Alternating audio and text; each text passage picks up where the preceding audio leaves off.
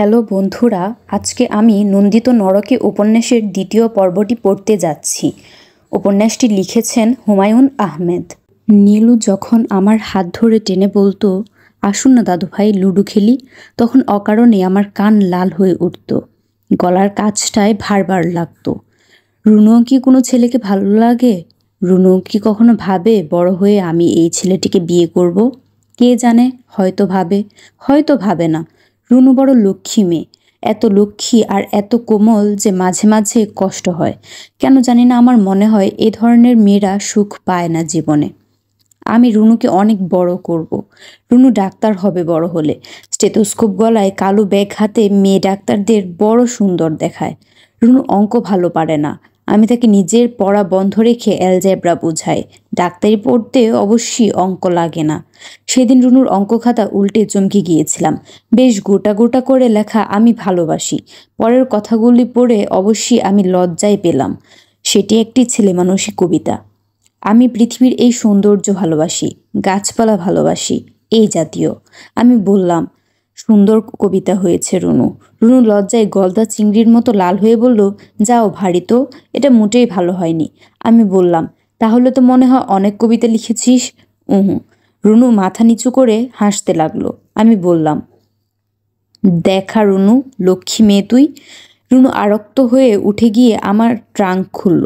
তার যাবতীয় গোপন সম্পত্তি আমার ট্রাঙ্কে থাকে। এই বয়সে কত তুচ্ছ জিনিস অন্যের চোখ আড়াল করে রাখতে হয়, কিন্তু রুনুর নিজস্ব কোনো বাক্স নেই। আমার ট্রাঙ্কের একপাশে তার দুটি বড় বড় কোনো বিস্কুটের বাক্স থাকে, আর কিছু খাতাপত্রও থাকে দেখেছি। রুনুর হাতির ছবি আঁকা একটা 2 নম্বরই খাতা নিয়ে এসে লজ্জায় বেগুনি হয়ে গেল। আমি বললাম, তুই পড়ে শোনা আমাকে। না, তুমি পড়ো, দে তাহলে আমার হাতে। রুনু খাতাটা গুজে দিয়ে দৌড়ে পালালো। দেখলাম সব মিলিয়ে 12খানা কবিতা। 2টি মায়ের উপর, একটি পলার উপর। পলা আমাদের পোষা কুকুর, এক দুপুরে কোথায় যে চলে গেল, একটি মন্টুর সাপ মারা উপলক্ষে। মন্টু ভাই তো মারলেন মস্ত বড় সাপ, 4 হাত লম্বা, সেটি তার কি প্রতাপ। মনে মনে ভাবলাম রুনুকে একটি ভালো খাতা কিনে দেব। রুনু খাতা ভর্তি করে ফেলবে কবিতায়। রবীন্দ্রনাথের একটি গল্প, বাচ্চা মেয়ের একটি চরিত্র আছে। মেয়েটি লিখতে শিখে অবধি ঘরের দেয়াল, বইয়ের পাতা, মার হিসেবের খাতায় যা মনে আসতো তাই লিখে বেড়াতো। মেয়েটির দাদা তাকে একটি চমৎকার খাতা দিয়েছিল, যা তার জীবনের প্রথম পরম শখের সামগ্রী হয়েছিল। কিন্তু আমার হাতে টাকা ছিল না। তবু আমি মন স্থির করে ফেললাম, রুনুকে একটা খুব ভালো খাতা কিনে দেব। আমার মনে পড়ল, হাতিমার্কা যে খাতাটায় রুনু কবিতা লিখেছে, রুনু সেটি আমার কাছ থেকে চেয়ে নিয়েছিল। যেখানে আমার নাম ছিল সেটি কেটে রুনু বড় বড় করে নিজের নাম লিখেছে। দিনে ক ঘন্টা পড়ছি তার হিসাব রাখার জন্য খাতাটি কিনেছিলাম। সপ্তাহ দুয়েক যাবার পরও যখন কিছু লেখা হয়নি, তখন একদিন রুনু সংকুচিত ভাবে আমার টেবিলের সামনে এসে দাঁড়ালো। সাপের মতো এঁকে বেঁকে বলল, দাদা খাতাটা আমাকে দাও না। কোন খাতা? এইটে, যা নিয়ে যা। রুনু খাতা হাতে চলে গেল।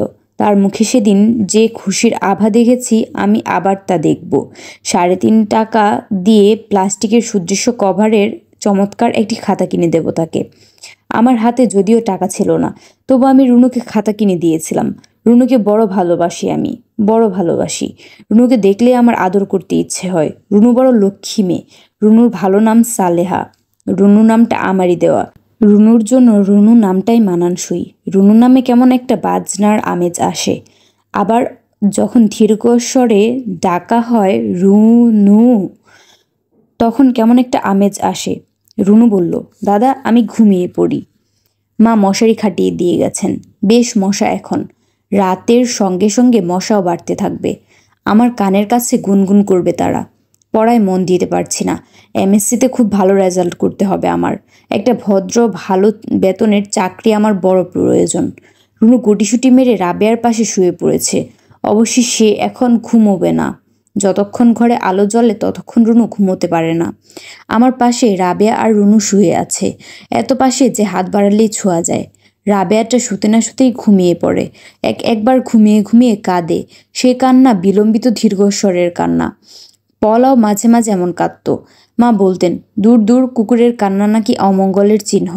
গৃহস্থদের বিপদ দেখলে কুকুর বিড়াল এই জাতীয় পোষা জীবগুলি কাঁদে। রাবেয়ার কান্নার উৎস আমরা জানি না, হয়তো সারাদিনের অবরুদ্ধ কান্না রাতে অঝোর ধারার মতোই নেমে আসে। রাবেয়ার কান্নায় রুনু ভয় পায়, বলে, দাদা আপা কাঁদছে কেমন দেখো।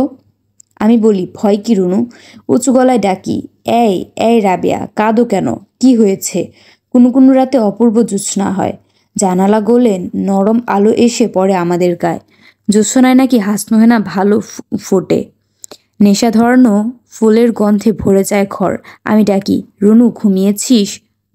গল্প শুনবি? বলো। কি গল্প বলবো ভেবে পাই না। গল্পের মাঝখানে থেমে গিয়ে বলি, এটা নয় আরেকটা বলি। রুনু বলে, বলো। সে গল্পও শেষ হয় না। আচমকা মাঝপথে থেমে গিয়ে বলি, তুই একটা গল্প বল রুনু। আমি বুঝি জানি? যা জানিস তাই বল, বল না। তুমি বলো দাদা। রুনুকে আমার টমাস হার্ডির a pair of blue eyes এর গল্প বলতে ইচ্ছে হয়। আমার মনে হয় রুনুই যেন এ পেয়ার অফ ব্লু আইসের নায়িকা। কিন্তু রুনু আমার ছোট বোন, সামনের নভেম্বরে সে 14 বৎসরে পড়বে। এমন প্রেমের গল্প তাকে কি করে বলি? রুনু বলে, থেমে গেলে কেন দাদা, শেষ করো না। আমি গল্প বন্ধ করে জিজ্ঞেস করি, রুনু তোর কাকে সবচেয়ে ভালো লাগে? তোমাকে। হয়তো আমাকে তার সত্যি ভালো লাগে। বাইরের তীব্র জোছনা, ফুলের অপরূপ সৌরভ, মশারি উড়িয়ে নেবার মতো বাতাস, বুকের কাছটায় গভীর বেদনা অনুভব করি। এই আপা, এই কি হয়েছে রুনু? দাদা আপা আমার গায়ে ঠ্যাং তুলে দিয়েছে। রাবেয়া ঘুমের ঘুরে পা তুলে দিয়েছে রুনুর গায়ে। বেশ স্বাস্থ্য রাবেয়ার। স্বাস্থ্যবতী মেয়েদের হয়তো ভরা যৌবনের মেয়ে বলে। ভরা যৌবন কথাটার কেমন একটা অশ্লীলতার ছোঁয়া আছে। আমার কাছে যুবতী কথাটা তরুণীর চেয়ে অনেক অশ্লীল মনে হয়। কে জানে কেন? পাশের বাসার লোকজনের শব্দ শোনা যাচ্ছে। রাত যত বাড়ে আশেপাশের শব্দ ততই স্পষ্ট হয়। দিনে কখনো থানার ঘড়ির ঘণ্টা শুনি না, রাত 9টার পর থেকেই তা স্পষ্ট হয়ে ওঠে। পাশের বাসায় কে যেন কাশলো। কিছুক্ষণ পর খিলখিল করে হাসির শব্দ শুনলাম। হাসির স্বরগ্রাম বেশ উঁচু, নিশ্চয়ই নাহার ভাবি। নাহার ভাবি উঁচু গলায় কথা বলেন। বিধি ডাগর আখি যদি দিয়েছিলে, নাহার ভাবি রেকর্ড জড়িয়েছেন। প্রায় রাতেই তিনি গান শোনেন। এই গানটি তার ফেভারিট। আমার রবীন্দ্রসঙ্গীতের প্রাঙ্গণে মোর শিরিষ শাখায় সবচেয়ে ভালো লাগে। এই রেকর্ডটি তারা খুব কম বাজান। বিধি ডাগর ডাগর আখি বড় করুণ। নাহার ভাবি তো খুব হাসি খুশি, অথচ এমন একটি করুণ গান তার পছন্দ কেন কে জানে। যারা খুব হাসি খুশি, করুণ সুর তাদের খুব মুগ্ধ করে। কোথায় যেন পড়েছি। রুনু হঠাৎ ডাকলো, দাদা ঘুমিয়েছ? না। নাহার ভাবি গান বাজাচ্ছে। এরপর কোনটা বাজাবে জানো? না। কোনটা? আধুনিক, জোনাকি ঝিকিমিকি জালো আলো। সত্যি সত্যি তাই বাজালো। রুনু শব্দ করে হাসলো। আমি বললাম, তুই জানলি কি করে? আমিই তো আজ দুপুরে সাজিয়ে রেখেছি। তোমার গান সবার শেষে। রাবেয়া ঘুমের ঘুরে বলল, না না, বললাম তো যাব না।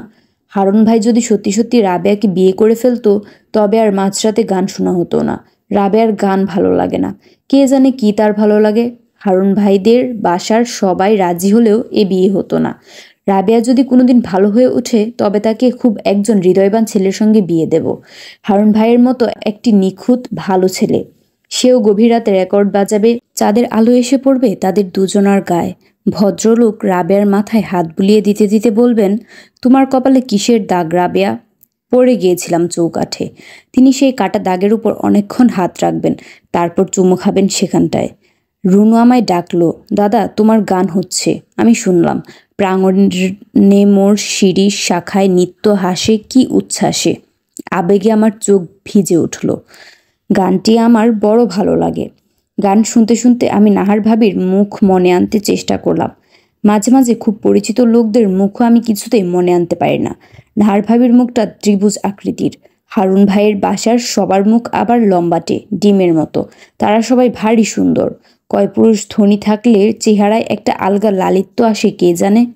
ভাবতে ভালো লাগে এই পরিবারটিতে কোনো দুঃখ নেই। মাসের 15 তারিখের পর থেকে খরচ বাঁচানোর আপ্রাণ চেষ্টা এই পরিবারের মায়ের করতে হয় না।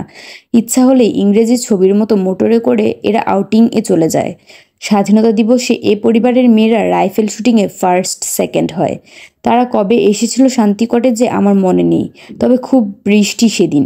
আমি, রাবেয়া আর রুনু বারান্দায় দাঁড়িয়ে দেখছিলাম। জিপ থেকে ভিজতে ভিজতে নামলো সবাই। প্রথমে রুনুর বয়সে একটি মেয়ে, নাম শিলা। বাবা আদর করে ডাকেন শিলু মা, মা শুধু বলেন শিলু। তারপর বড় ভাই, চোখে বুড়ো মানুষের চশমা হলেও একেবারে ছেলে মানুষই চেহারা, গাড়ি থেকে নেমে চেঁচিয়ে উঠল, কি চমৎকার বাড়ি শিলু। বাবা নামলেন, মা নামলেন, চাকর বাকর নামলো। আজিজ সাহেবদের চলে যাওয়ায় অনেক দিন পর বাড়িটা ভরল।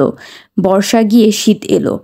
ব্যাডমিন্টন কোর্ট কেটে হৈ হৈ করে দুই ভাই বোন লাভ 11, লাভ 12 করে খেলতে লাগলো।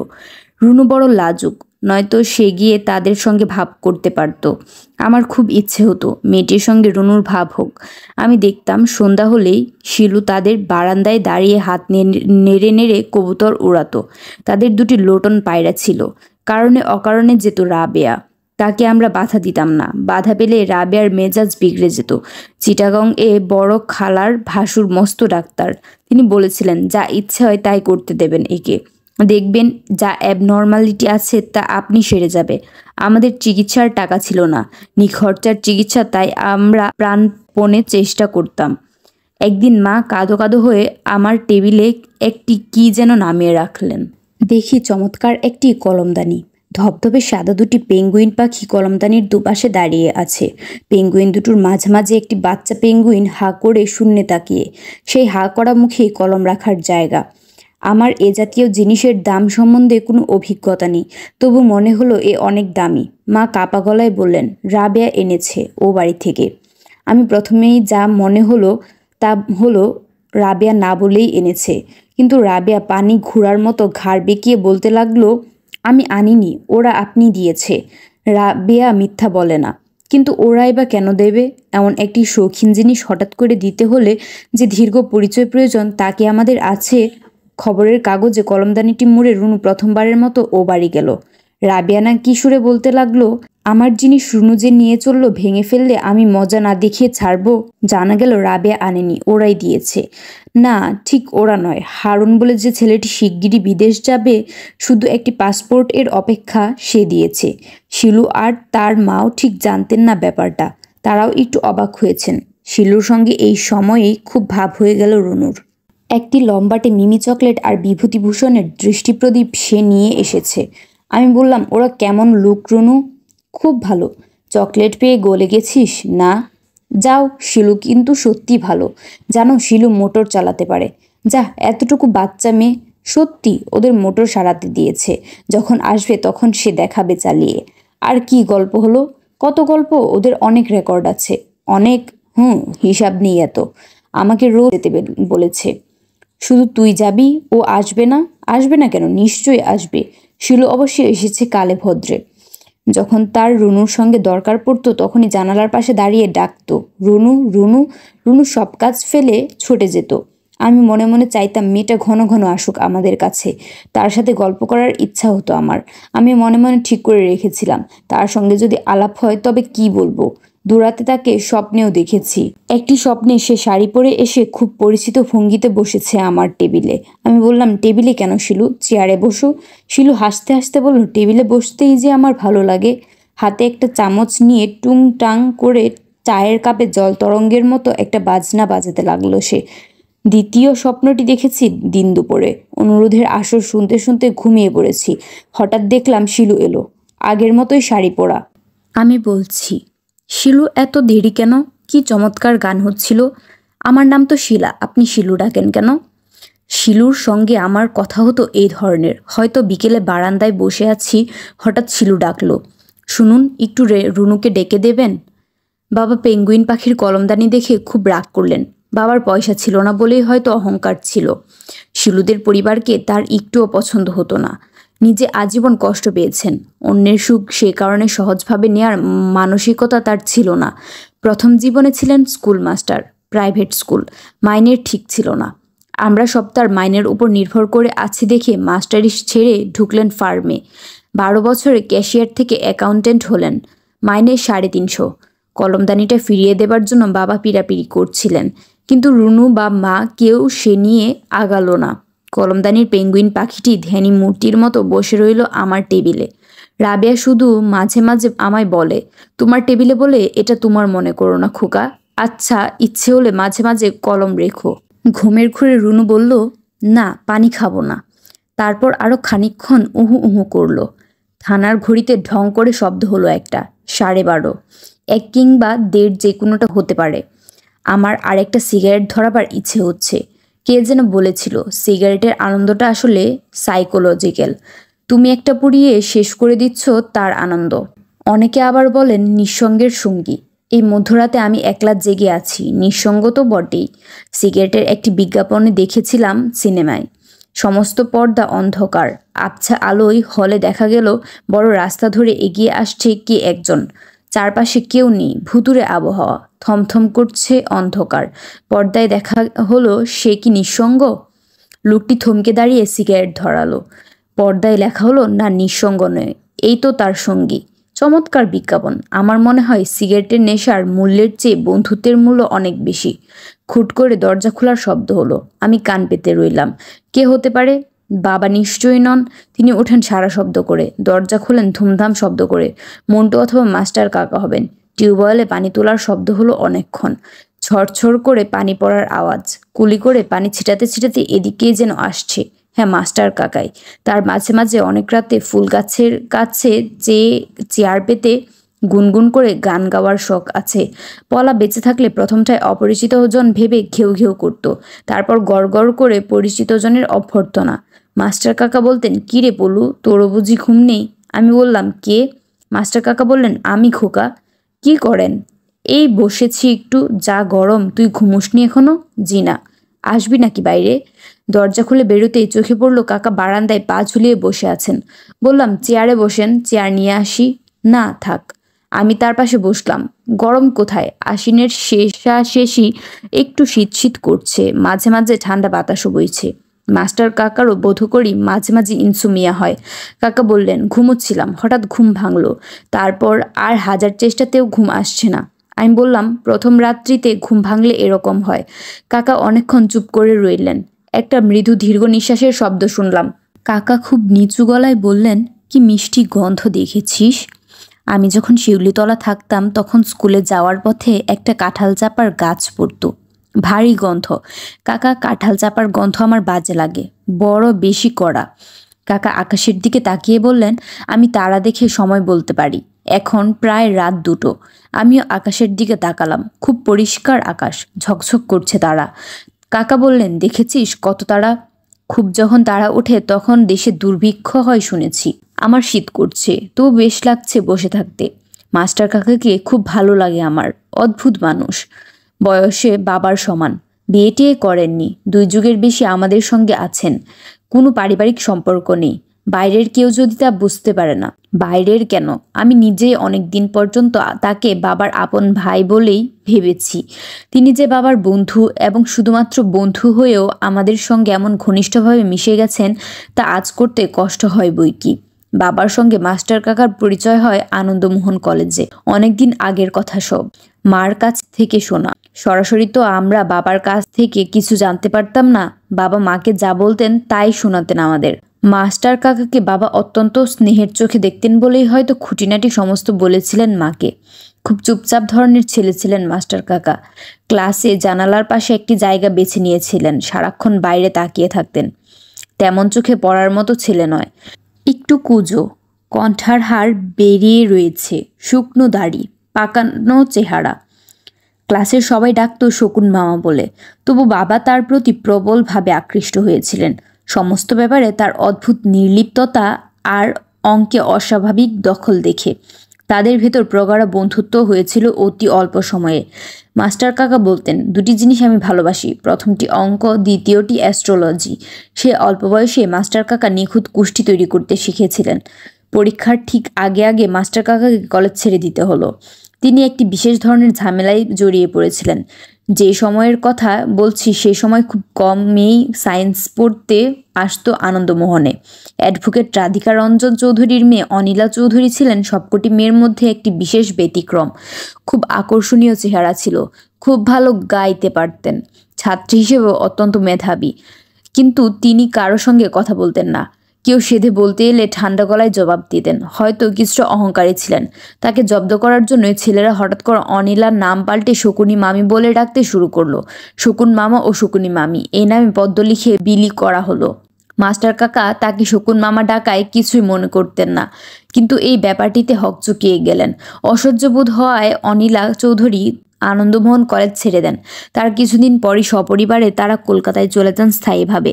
অনিলার প্রতি হয়তো মাস্টার কাকার প্রগাঢ় দুর্বলতা জন্মেছিল, কারণ তিনিও প্রায় সঙ্গে সঙ্গে কলেজ ছেড়ে দেন। এরপর আর বহুদিন তার খোঁজ পাওয়া যায়নি।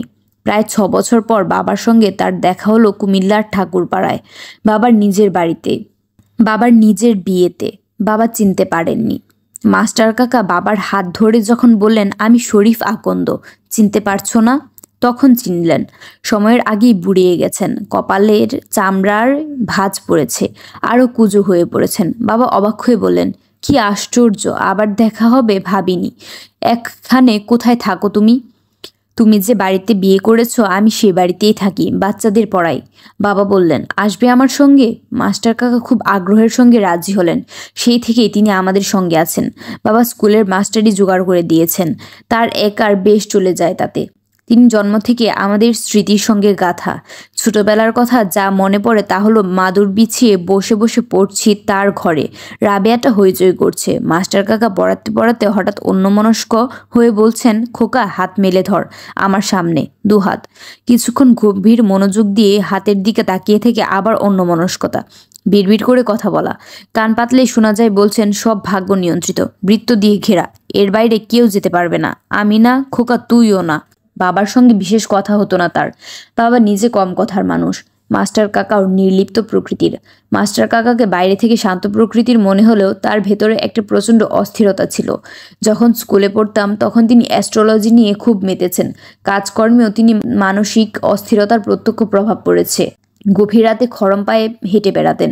খটখট শব্দ শুনে কতবার ঘুম ভেঙে গেছে, কতবার মাকে আঁকড়ে ধরেছি ভয়ে। মা বলেছেন, ভয় কি খোকা, ভয় কি?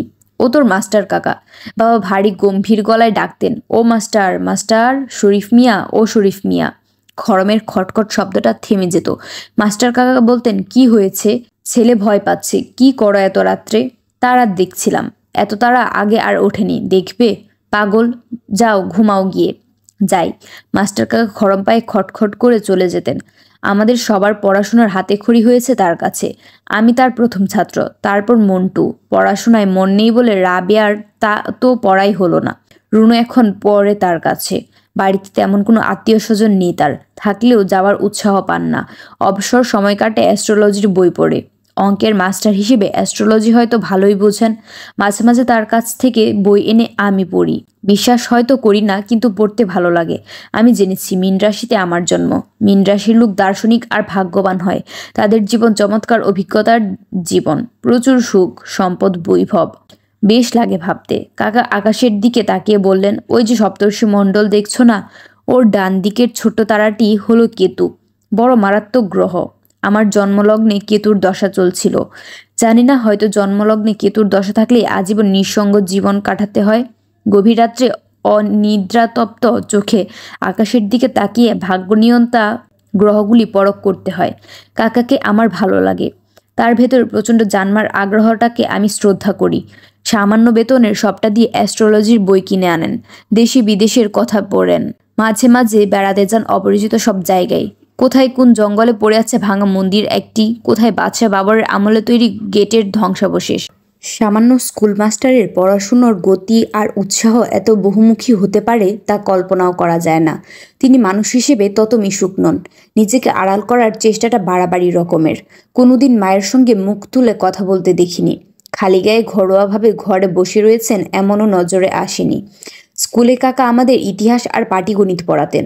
ইতিহাস আমার একটুও ভালো লাগতো না। নিজের নাম হুমায়ুন বলেই বাদশাহ হুমায়ুনের প্রতি আমার বাড়াবাড়ি রকমের দরদ ছিল। অথচ আমাদের ইতিহাস বইয়ে ফলাও করে শেরশাহের সঙ্গে তার পরাজয়ের কথা লেখা।